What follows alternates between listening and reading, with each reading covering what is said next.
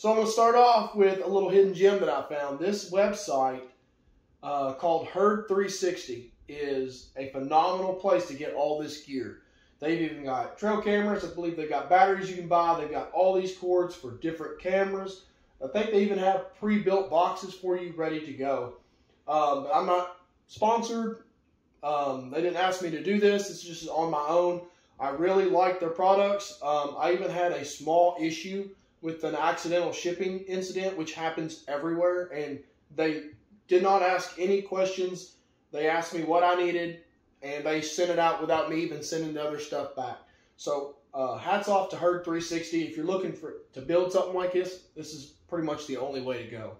I'm going to drop a link to each one of these products and where I bought them. But I'll start with the basis of the whole build, and that's an ammo box. Now, do you need an ammo box? Not really. But I like my stuff to look nice and professional. So I actually got a deal on these, and I got 4 of them off Amazon for like $19.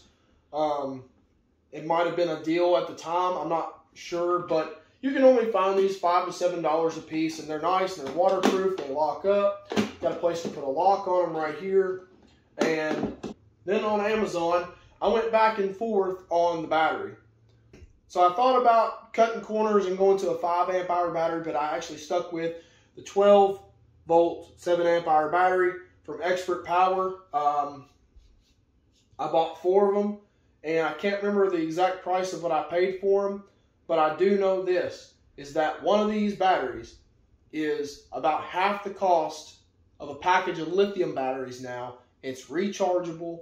I can't remember how many charges. You're going to get more charges out of this thing than you're ever going to deal with, because based on what I've heard from other videos similar to this, these batteries with cell cameras are lasting people 7 to 8 months long. Now, I'm not sure if that means that they are doing a one-time transfer on pictures or an every-time transfer. I'm kind of one of the guys that when I go and put out trail cameras, I'm scouting. I find some good sign, you know, late May, June, July, I'm dropping $28 Tascos from Walmart. And when I pull my cards one time through each of those, if I find a great deer or feel like I'm in a great area, that's when I bring in the big guns and bring in the cell cameras. But anyways, guys, like I said, the batteries are getting a little out of hand as far as price. So these are a great option. They're heavy, so that's the only downfall, is you're going to be packing in some serious weight in the woods. But I would rather pack in a lot of weight one time than go in 2 or 3 times a year to areas that I may or may not even feel like hunting yet and replacing batteries and cell cameras. So here is the package that the cables come in. You can go on their website. My daughter is 8 years old, and she could figure out how to order these for the correct camera. They have these cords that are, can't remember exactly how long these cords are. I can tell you that it's well over 5 feet because my arm span is about 6 feet, roughly. They're not really that pricey when you buy a 5-pack, but they do come in an anti-chew outer jacket that I honestly would suggest. I'm not that worried about it. I'm going to see how it goes at first. The main thing is when you are running these cell cameras, and like right here, I've got no batteries in this. So this camera, even with batteries in it, is going to rely on this power source first and then these secondary. So if something was to happen and a squirrel or whatever chews into this cord, I've still got backup inside of here for a little bit. But I'm not that worried about it, and I want to save just a little bit of money. The last thing you're going to need, and I cannot stress this enough, of how important it is to use these and not just drill a hole for your wires, is a cord grip, okay? I use these all the time at work. It's basically a threaded tube that will go through the box once you drill it, cap it off on the inside. This hole right here actually collapses down and tightens up on your cord. And that way, you can't pull it in or out. And also creates a watertight fitting. So this one right here is finished. So the reasoning I drilled my hole down here at the bottom left corner is that my cable can come in. I've got my battery off to the side. I've got all of it cooled up. And then I can take this cell camera, stick it down in there. Reveals are pretty big. I also have a steel cable with a C-clamp that I use to lock my cameras to the tree.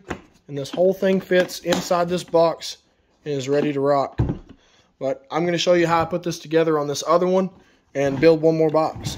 These are a 1/2 inch OD outside diameter on these threads.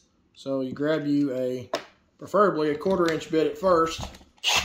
I'm an electrician, I ain't got no time for that. About right in there.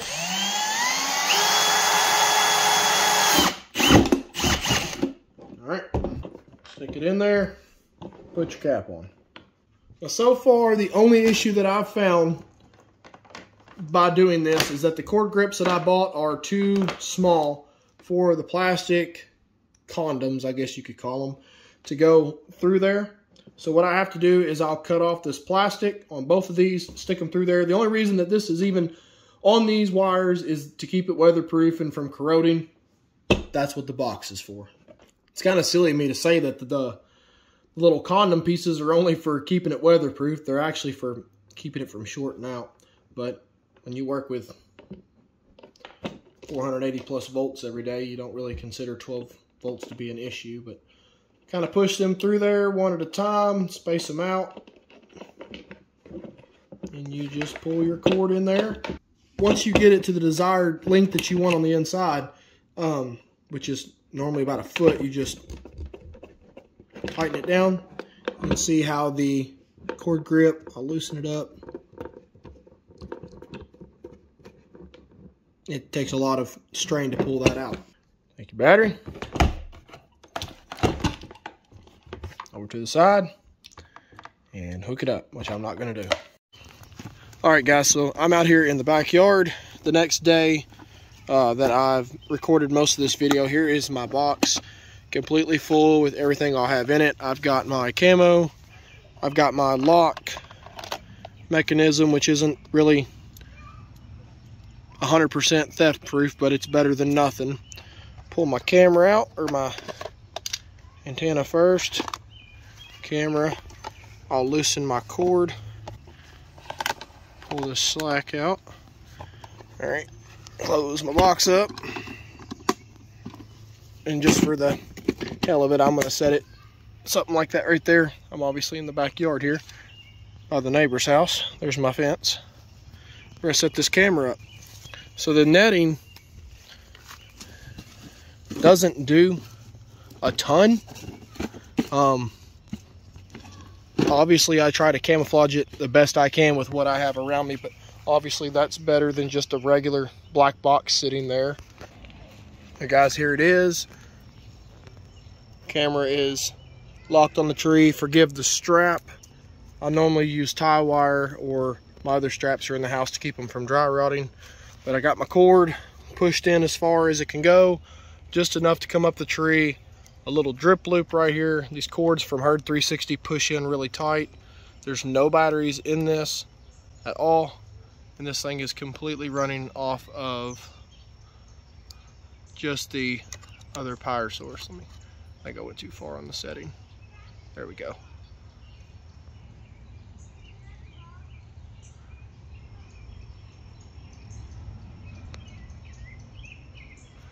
There we go. All right, so there we go. 2 boxes built, about 15 to go. Great way to store your camera, your cord, your battery, and great way to not have to spend hundreds of dollars each year on stupid batteries. Guys, if you have any questions, comments, please feel free to hit me up in the comment section. You guys can always look me up on Facebook or Instagram, Jacob Emery. I try to respond to all the comments that I see on YouTube. I appreciate you guys watching. If you don't care, hit the subscribe button. There's a ton of other gear videos. There's a lot of hunts on there, and I only plan to grow and get better as the years go on. So appreciate the support, and thanks for watching.